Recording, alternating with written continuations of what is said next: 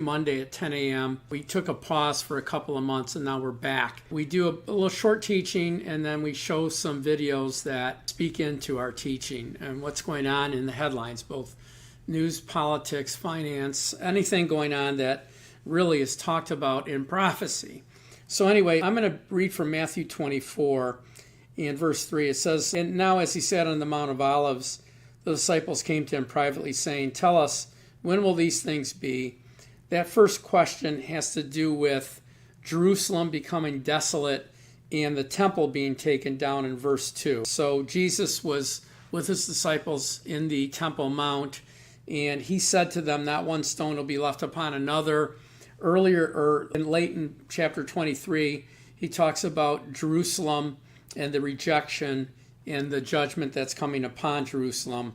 So that first question, when will these things be? That actually occurred in 70 AD. So the second question is, and what will be the sign of your coming? Now he's sitting right in front of them. And so they're talking about his second coming. They're thinking millennial reign. They're thinking his rulership over the earth and all things coming into subjection to him. And then what will it be like at the end of the age, at the end of this dispensation? So Jesus answers in verse 4. He said to them, "Take heed that no one deceives you." So first words out of his mouth were, be warned, don't let anyone deceive you. In other words, there's going to be plenty of opportunity for deception. "For many will come in my name, saying, 'I am Christ,' and will deceive many." So there'll be many coming in the name of Jesus that will bring deception. This is speaking about churches. This is speaking about Christian groups here on the earth. So when you look at this, he's saying, beware. The deception isn't coming out of the church or Christian labeled organizations. It's coming from within Christian labeled organizations. And many will be deceived by it. He says, "You will hear of wars and rumors of wars. See that you're not troubled, for all these things must come to pass." So Jesus is saying, here's a sign. You're going to hear wars and you're going to hear rumors of wars. So there's going to be wars and there's going to be rumors of wars. Don't be troubled by it, for these things must come to pass. But the end is not yet. For nation will rise against nation, kingdom against kingdom.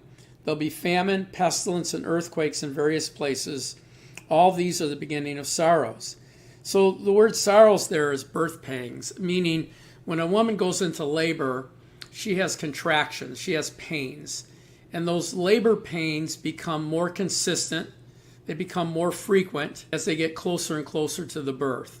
So what Jesus is telling them here, he took something from the human experience, and he said, as my return comes closer and closer, you're going to have more wars and more rumors of wars, more famine, more pestilence, and more upheaval in nature. Now those four events are all God's judgment. Whenever he performed judgment or brought judgment, throughout the Bible, in the Old Testament, we see that it was a combination of one or all of those events. Several times in Scripture, he talks about or has brought wars or brought occupying armies into his people, Israel. But he said these are the beginning of sorrows. Now, the rest of chapter 24, I don't want to study today. It goes into another section. There's 4 sections. So verse 9 starts with, "Then they will deliver you up to tribulation and kill you. You will be hated by all nations for my name's sake." So we go from wars and rumors of wars, famine, pestilence, and earthquakes. Those will continue until his feet touch the earth and become more intense and more frequent. And then in verse 9, there's another section, another sign, where the earth and all of the nations of the earth hate Christianity, true Christianity, not labeled Christians, not those that don't live their faith or see through the eyes of the Bible and see through the eyes of Jesus being their Lord and Savior. Those that actually live the life, have the Bible as their compass, their moral compass here on earth, live according to the Word of God and obey the Word of God. The nations of the earth will hate them because they view them as not tolerant, not compromising, not allowing people to live the way they want to live. And it'll be turned from those that actually love them, because we as Christians, even though we have that paradigm, we love them.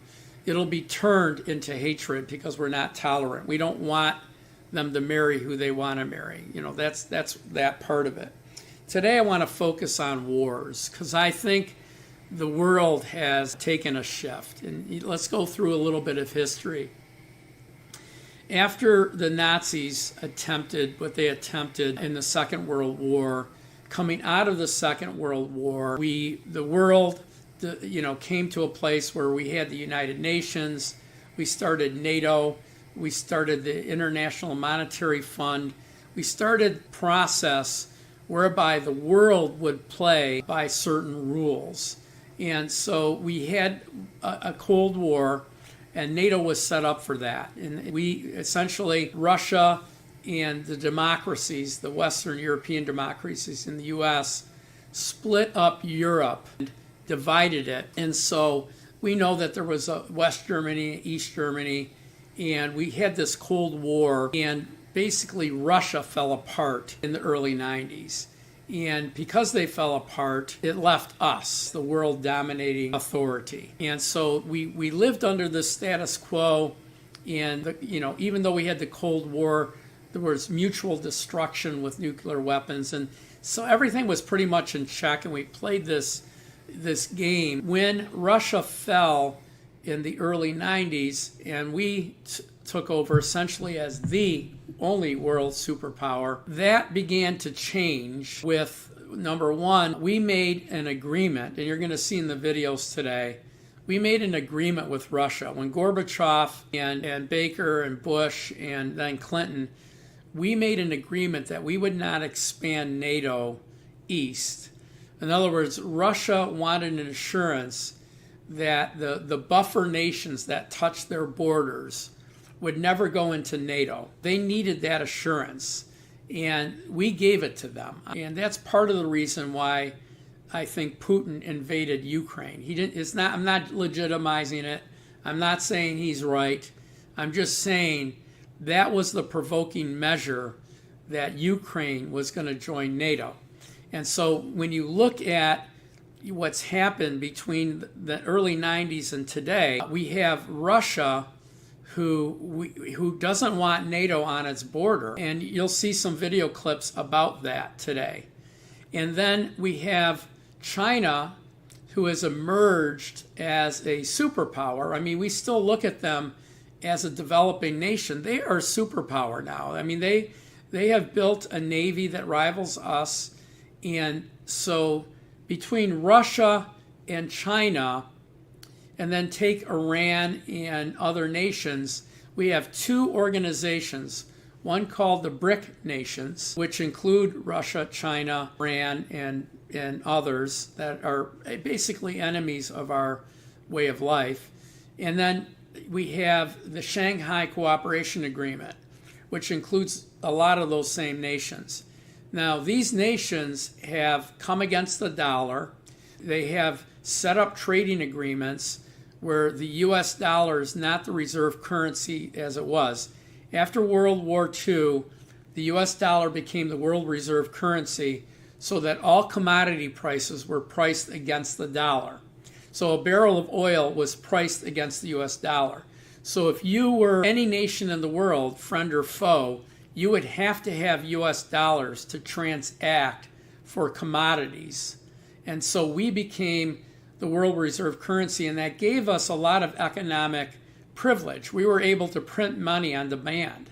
We were able to use credit on demand because there had to be a tremendous amount of liquidity with the U.S. dollar to transact. So now we have major sections of the world like China and India and Russia, Iran, South Africa, Brazil, Venezuela, North Korea, all of these nations, and even some of our allies like United Arab Emirates and others using their own currencies and not using the dollar. And I'm not talking about economics today, but that presents a major issue for our dollar and our markets if that continues to grow. So what we have is the world splitting again into two factions. Now we have three hot wars either started or ready to start. One is in Israel. Hamas has invaded Israel They're a surrogate of Iran. And we see Turkey and Iran and Russia and Syria really on the threshold of joining this war. We see Hezbollah in Lebanon. And so Israel now has major enemies. There's a hot war on two of its borders, and I see this escalating into something much bigger. So when you look at that section of the world, we are their allies. And Iran shot 600 missiles or drones at Israel, and we didn't fire back. And I think that was wrong. And so the world is becoming more emboldened to not listen to the U.S. and to come against any warnings that the U.S. might have. Under several presidents, we've drawn red lines and neglected to enforce them. And so Israel now, I think, from a prophetic standpoint, what we just read, that Jerusalem and the temple would be taken down, part of prophecy is that Israel became a nation in 1948, and then in 1967 they took the West Bank, which included Jerusalem, and so now the prophetic clock is running, and so we may see what I call the Ezekiel 38 war and the formation of it happening now.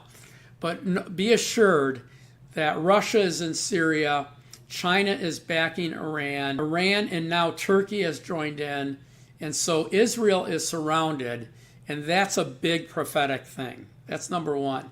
Number two, we have a hot war in Ukraine, and we've not handled it correctly from the beginning. At first, we thought that Ukraine would be taken over by the Russians in 30 days. Well, they've done something that defied, political gravity, is they've lasted this long. So we've given them just enough armaments to stay alive. We haven't given them the armaments to win.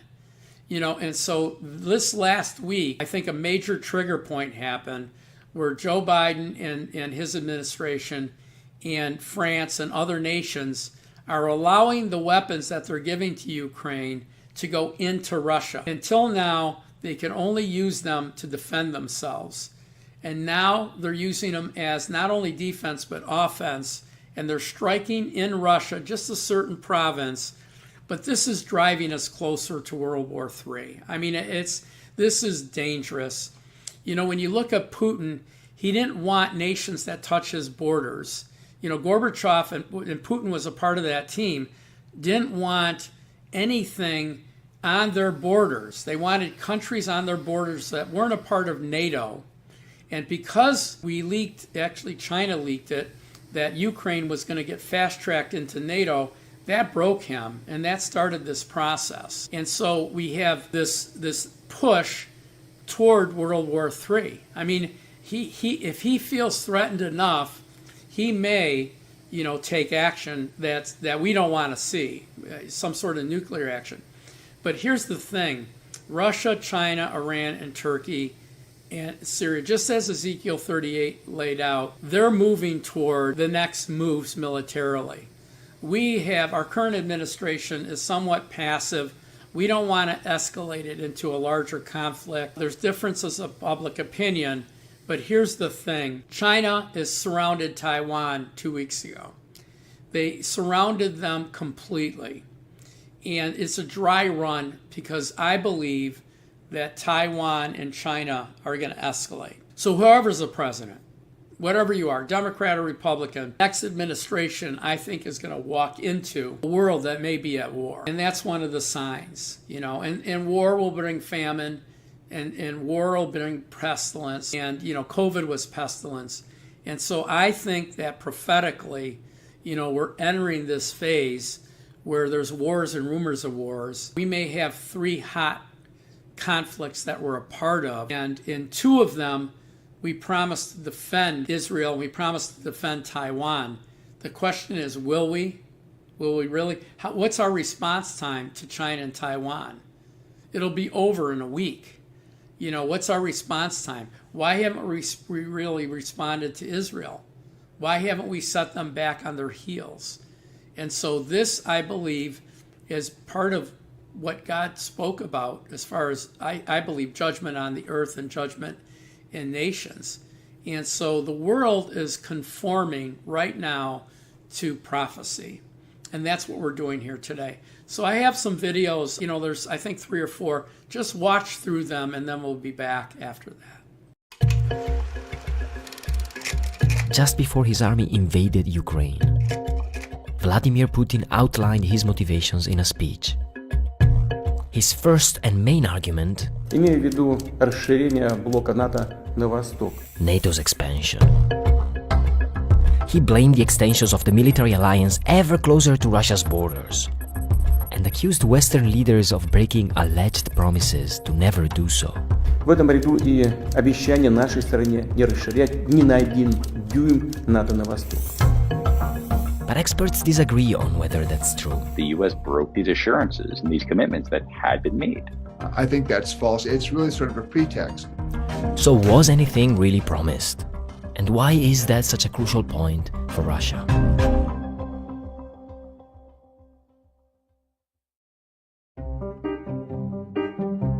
After World War II, 2 spheres of influence emerged in Europe, each one with their military alliance. NATO in the west, countries that would soon be part of the Warsaw Pact in the east. This created a clear red line between the 2 superpowers. Their spheres of influence were clearly defined, and for many years NATO grew slowly. Until 1990, when that divide started to crumble here in Germany. In Germany was the key focal point of the Cold War in Europe. Joshua Shifrison has done extensive archival research on the US and Soviet foreign policy, including this great question of what or was not promised in 1990. At the time, Germany was speeding towards reunification. And for many in Europe, this was a bit scary. The US did not want to see a reunified Germany either in the Soviet camp or neutral, right? And the concern with neutrality was that a neutral Germany might one day run amok. Washington decided the best option was to bring Germany into NATO. But first, they had to convince the Soviets. And here we get to those famous assurances about NATO's expansion.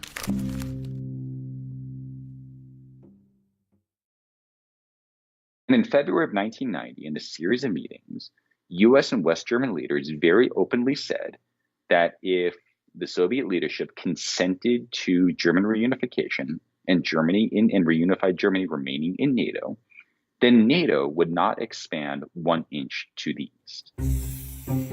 Logs of those conversations have since been declassified, and they show what Soviet politicians were told by Western leaders like German Chancellor Helmut Kohl, NATO Secretary General Manfred Wörner, and the famous words by US Secretary of State James Baker, not 1 inch to the east. So what happened to NATO after Germany unified?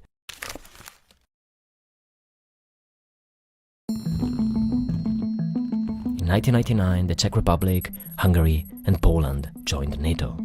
In 2004, it was the Baltic states and 4 other countries. And finally, 4 more from 2009 to just a few years ago. Georgia and Ukraine were promised membership in 2008, but are not yet members. This seems to justify Putin's grievances, but one historical event could suggest a different interpretation. Back in 1991 in the collapse of the Soviet Union. This is Stephen Pfeiffer. He was the US ambassador to Ukraine when NATO was expanding, and deputy director on the Soviet desk when those assurances were made. When Secretary Baker at that time was talking about NATO not extending forward, I understood that as not into East Germany. Pfeiffer says that those commitments didn't refer to countries like Poland or Lithuania because... At that time also, the Warsaw Pact still existed. The Warsaw didn't collapse for another year. So I saw the discussions about not 1 inch really in the context of Germany. But many experts disagree. That doesn't quite hold water for 2 different reasons. One is that the Soviet leadership and the Americans both understood that the question of what comes next in Europe was all about the future of Eastern Europe, not just East Germany. There's a concern that the Warsaw Pact is falling apart.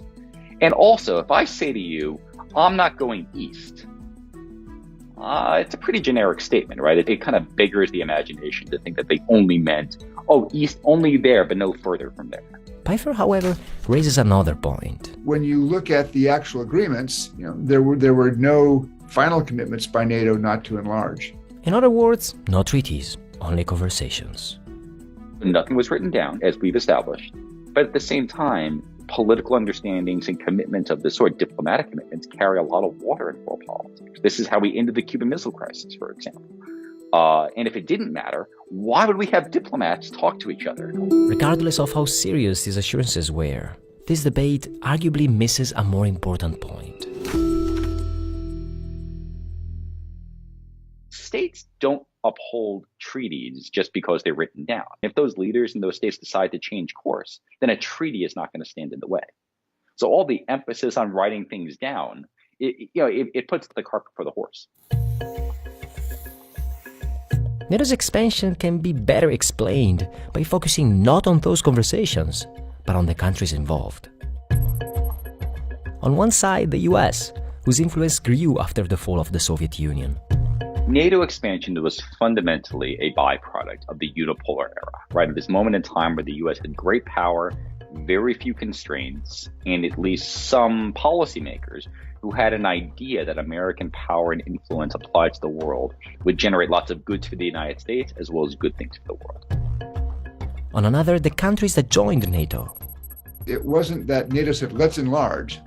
It was you had countries such as Poland emerging from the wreckage of the Warsaw Pact saying, we want to be a member of NATO, we want to be a member of the European Union, and we are prepared to do all of the things that requires. And finally, Russia, whose motivations are not limited to NATO. I think there are really three reasons behind what Russia's doing. One is the geopolitical concern.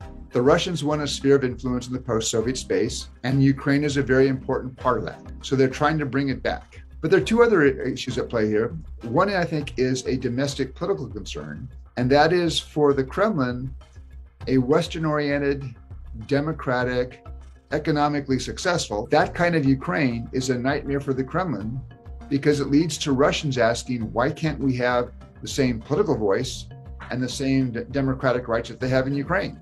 And then there's a third reason, which I just think it's Vladimir Putin. And he's quite emotional about Ukraine. He's very emotional and even angry about it.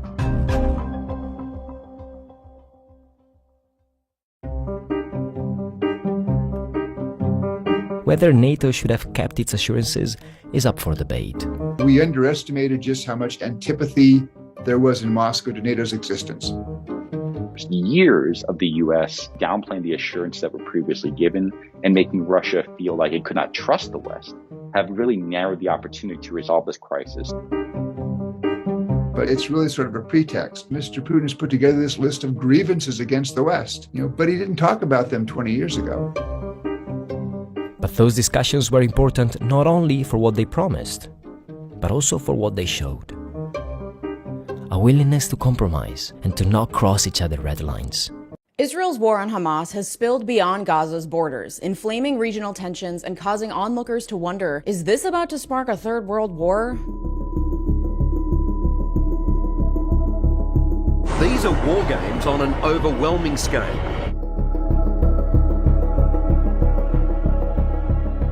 Funerals of soldiers killed in Ukraine have become a daily occurrence.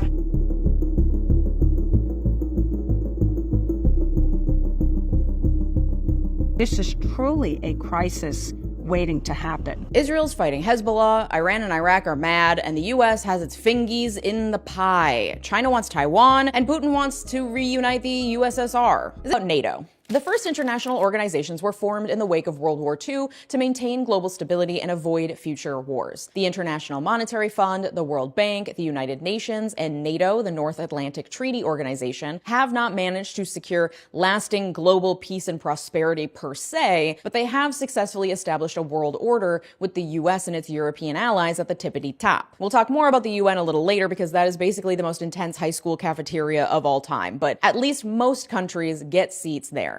Not so with NATO. NATO is the exclusive club for Western democracies. It's basically the plastics of international relations. And we're Regina George. Even though the West had teamed up with the USSR to win World War II, they were still very much terrified of communism. So NATO was formed by the democracy-loving Allied powers to counter the challenge still posed by the Soviet Union. One of the most important things to know about NATO is Article 5 of its charter, which translates to, you mess with one of us, you mess with all of us. The US isn't the only country with nuclear weapons, but we do have more of them than everyone else. And we're the only ones who've been sick enough to use them, just twisted enough to not be trusted. So the nuclear aspect, coupled with our obscene military spending year over year, has made US-led NATO a formidable and highly successful alliance. One which theoretically could have disbanded in 1991 after its primary opponent, the Soviet Union, was defeated. Instead, NATO has only grown, adding former Eastern Bloc countries as members and solidifying the hold of Western-style democracies around the world. Unfair. And having spent the better part of a century forced to bend to Western will, some of the more ambitious countries we've marginalized are coming together. They each have distinct goals, but a common purpose temporarily unites them: dismantling the current world order and unseating the US as the dominant global power. So if at any point you're like, wait, why are they even doing this? Just return to that core hatred of the West and you'll be sufficiently reoriented. All right, so who hates us the most? Let's start with an oldie but a goodie. Mother Russia. Vladimir Putin spent the first 15 years of his career as an intelligence officer in the KGB, Russia's infamous secret police force. In 1998, he became director of the Federal Security Service, or FSB, the KGB's domestic successor agency. Putin's political power expanded quickly from there. In 1999, he was appointed prime minister. In 2000, he was elected president, a role he held until 2008, when Russian law required him to take a term off. There is no limit on how many terms a president could serve, but no more than 2 terms could be consecutive. Putin's early years were a golden age for Russian relations with the West, at least from the West's perspective. Putin was playing ball with the capitalists. He agreed to build a pipeline to feed Europe his delicious oil, and he'd honored the Constitution and stepped down when his 2 consecutive presidential terms were up. Sure, this guy may have orchestrated terror attacks on his own people to gain public support for his administration, but things could be a lot worse. At one point in 2001, President George W. Bush even hosted Putin at his Texas ranch, saying he looked into the man's eyes and could see into his soul. Now that's ironclad foreign policy if you ask me. 2 bros gazing into each other's soul windows? What could go wrong? Leaders in the West were very eager to believe that Putin was going to behave like one of us, a capitalist who wouldn't risk oil revenues on acts of aggression. It's a classic mistake, assuming your opponents share your worldview. And it was a miscalculation that would very soon bite us in the ass. Putin sees himself as the next great czar of the Russian Empire, and his driving ambition is to restore his nation to its former glory. And I'm not even talking about USSR glory days. He apparently thinks those guys were clowns. I'm talking about Putin sees himself as heir to Peter the Great, the first emperor of Russia, hence his obsession with reunifying historically Russian lands. In 2014, just a few years after the start of his 3rd presidential term, Putin tested his goodwill with the West by illegally annexing Crimea. Remember that? In response, the West was pretty permissive, urging Kyiv to proceed with utmost caution. This underwhelming response had disastrous consequences, helping to convince Putin that the West ultimately lacked the resolve to confront him. In 2020, Putin changed the constitution to remove limits on presidential terms. Very convenient. In 2022, he started the war with Ukraine. And in March of this year, Putin won an improbable 87% of the popular vote, securing his 5th term as president. But it's not just Putin. Removing term limits is a classic authoritarian power move, and China's president did it too. In 2018, China's parliament amended its constitution, eliminating the 2-term limit for presidents. During that same Congress, the party also voted to enshrine President Xi Jinping's name and political ideology into the constitution, elevating him to a status not achieved since Chairman Mao himself. In another major story we're watching today, there's been a major change in U.S. policy on arming Ukraine, in particular how the weapons that Washington provides are used. For the first time, the White House will allow some U.S. weapons to be used to strike inside Russia. For more on that now, I'm joined by Nick Schifrin. So Nick, tell us, what did the president decide? For the last 2 years, President Biden has had 2 goals in Ukraine, not necessarily complementary. One, to try and prevent Russia from taking over Ukraine and therefore send U.S. weapons and money into Ukraine. The second is to avoid direct U.S.-Russia confrontation, and that led him to restrict the use of those U.S. weapons so that Ukraine could not fire them into Russia. But in the last few weeks, some 30,000 Russian troops gathered on the border, bombarded Ukrainian towns like this one in the Kharkiv district, and seized 12 villages around the buffer zone, or what Russia's trying to create is a buffer zone. They've also bombarded Kharkiv city, the second largest city in Ukraine, despite the fact that Ukrainians were watching the Russian troops gather right on the border and launch this attack that everyone knew was coming, and yet Ukraine couldn't use those weapons to try and prevent it. And so a U.S. official confirms tonight, quote, the president recently directed his team to ensure that Ukraine is able to use U.S. supplied weapons for counter-fire purposes in the Kharkiv region so Ukraine can hit back. Kharkiv region is part of this statement. The U.S. official who told me went on to say our policy with respect to prohibiting the use of long-range strikes inside Russia has not changed. Very specific guidance there. But Nick, this didn't happen in a vacuum. There's been a lot of international pressure on President Biden. What do we know about that? The British government lifted its restrictions a month ago. This past week, the French President Emmanuel Macron and the NATO Secretary General Jens Stoltenberg also said that Ukraine should be allowed to use Western weapons to fire into Russia. But a U.S. official tonight said that President Biden actually made his initial decision on this 2 weeks ago, May the 15th. And so clearly the international pressure has increased, but the U.S. decided this before that happened. Great. Let's move on now to Ukraine. This is actually a much more serious situation that broke over the weekend. Let's go ahead and put this up there on the screen. Biden has now secretly given Ukraine permission to strike inside of Russian territory with U.S. weapons. This previously reversed more than 2 years of U.S. policy, and it was directly allowing Ukraine to strike inside of Russia using U.S.-provided weapons, including long-range missiles, which previously had been off limits for the Ukrainians. The reason why the Ukrainians are begging for this is that they are suffering major defeats and reversals on the battlefield. Russia has already, just in the last several months, taken more territory than the entire Ukrainian counteroffensive that was supposed to materialize such incredible gains. I also want to make clear that the change in this policy does not apply to is not just U.S.-provided weapons being allowed to be used in Crimea. We are talking about Russian borders that have been well and long acknowledged by both the United States, by Ukraine, and the international community. The Ukrainians allowing this, Ukrainians pushing for this, again, because of their shortages of manpower and of their reversals on the battlefield, and the obvious lesson that in a war of attrition, which they are in and they committed themselves to, they are going to lose. And they are doing their absolute best to gamble as much as they can while basically trying to bring the United States into this war. And that is the most devastating part of this. And just to show you what is life like in Ukraine, why is this happening right now? Let's put this up there on the screen. I'm going to talk over this. This is a video, just came out yesterday. Here you can see, which is not a young man. I mean, this is a graying, like older gentleman being kidnapped off of the street for conscription because he had been avoiding the draft, plucked. He's going to be taken directly to a center. He's going to be recruited into the military, forcibly conscripted. He's going to have weapons in his hands before you know it. And lo and behold, doesn't take a genius to see that people like this, where the average age is some 40, 50 years old, who even knows now at this point? Let's put this up there. It shows us that the basic training, so-called amazing training run by the United States government here, basic training is, quote, barely covering the basics. Even Ukraine's own commanders in the field say they are bracing for most of the new troops under a conscription law to arrive with poor training. So it turns out, Crystal, that whenever you forcibly kidnap and conscript, like all of these old men, force them through basic training with subpar weapons, barely even knowing how to operate, knowing that they're likely marching to their deaths, that they are not going to be fighting effectively. So this is the most dangerous situation all around, and it has already revived the recent threats of tactical nuclear weapons. The threats from the Russians have come from the highest level, from Putin and from Dmitry Medvedev. And of course, the response is, well, they've never done it before. It's like, well, you only have to be wrong once. Yeah. And this is single-handedly the most dangerous escalatory situation in Ukraine since the beginning of the entire war. And yet it's like the media, everybody else is celebrating it. Just the last thing I want to add here, I found this out this morning, I'm honestly repulsed by it, is that Zelensky will be honored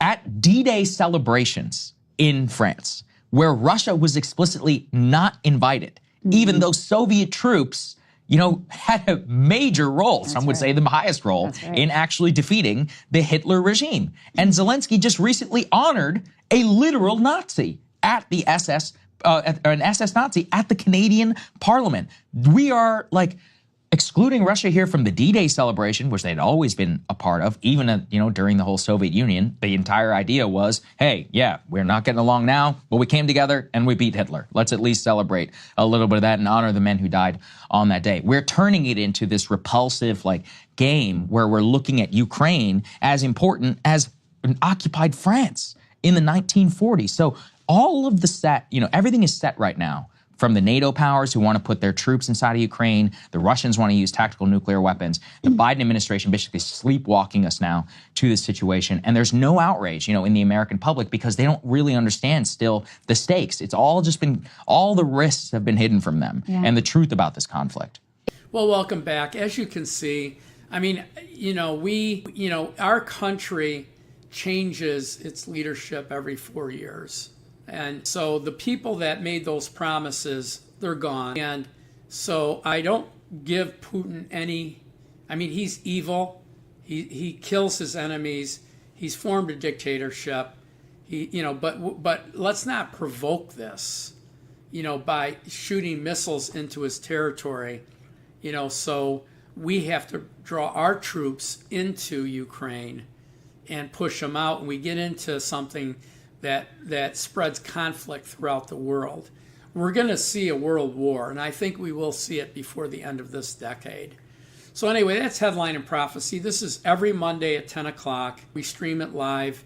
I pre-record it, but it's streamed live so that it's not on their platform, so they can't censor it before I put it up. Please share this. What happens is if they censor me, they shut down sharing and they shut down liking.